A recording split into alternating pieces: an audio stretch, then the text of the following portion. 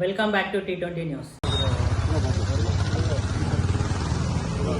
నమస్తే అండి, నా పేరు Anand Kumar, DSP Rangareddy range ACB. మాకు ఒక కంప్లైంట్ వచ్చింది.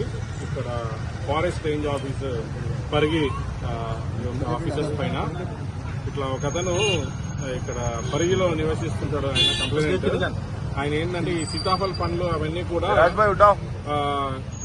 ఫారెస్ట్ ప్రొడ్యూస్ కలెక్ట్ చేసుకుని ఫారెస్ట్ నుంచి ఆ 3 మండలాల్లోంచి అవి కలెక్ట్ చేసుకుని అమ్ముకోవడానికి అని ఆయన టెండర్ లో పార్టిసిపేట్ చేసిండు. టెండర్ వాల్యూ సుమారు 15 లక్షల రూపాయల చిల్లర, జీఎస్టీ అవన్నీ కూడా కలుపుకొని సుమారు 18 లక్షల వరకు ఆయన పే చేయడం జరిగింది. చేసిన తర్వాత ఈ ఫారెస్ట్ యొక్క ప్రొడ్యూస్ ఏదైతే ఉందో ఈ సీతాఫల్ ఫలాలు అవి డైలీ పర్మిట్స్ రూపంలో లారీలలో తర్వాత ఈ వెహికల్స్లలో బొలెరోలలో లోడ్ చేసుకుని తీసుకొని పోతుంటే పర్మిట్స్ ఇవ్వాలి. ఆ పర్మిట్స్ ఇవ్వడానికని చెప్పేసి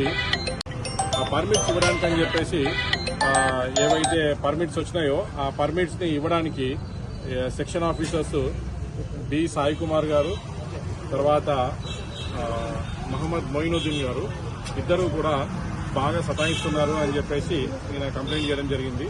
ఊరికే ప్రతిసారి ఆ పర్మిట్స్ టైంలో ఇవ్వకపోవడం, పర్మిట్స్ చేయకుండా ఆ వెహికల్స్ ని ఆపుతా ఉంటే రాత్రంతా దాదాపు ఒక 5-6 గంటల పాటు ఆపేస్తే అది తెల్లారే వరకు దాంట్లో ఉన్న పనులన్నీ కూడా ఖరాబ్ అయిపోవడము, కొన్ని డ్యామేజ్ అయిపోవడం, అట్లా ఈయన కొంచెం బాగా నష్టం రావడం జరుగుతూ ఉంది.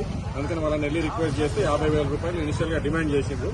50,000 ఇస్తే ప్రాపర్ టైంలో మీకు పర్మిట్స్ ఇచ్చి మేము సహకరిస్తామని చెప్పినాడు. కానీ అతను 50,000 ఇవ్వలేను అది అంటే 40,000 రూపాయలు లాస్ట్ లో తగ్గించడం జరిగింది.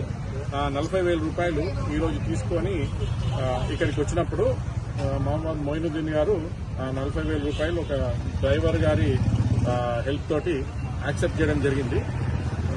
సో ఇక్కడ తీసుకున్నప్పుడు ఆ డబ్బుల్ని రెడ్ హ్యాండెడ్ గా పట్టుకోవడం జరిగింది. సాయి కుమార్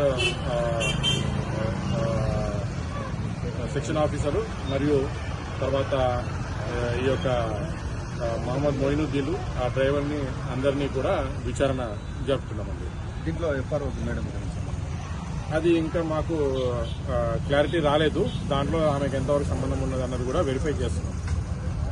అలిగేషన్స్ ఉన్నాయి, వెరిఫై చేస్తున్నాం.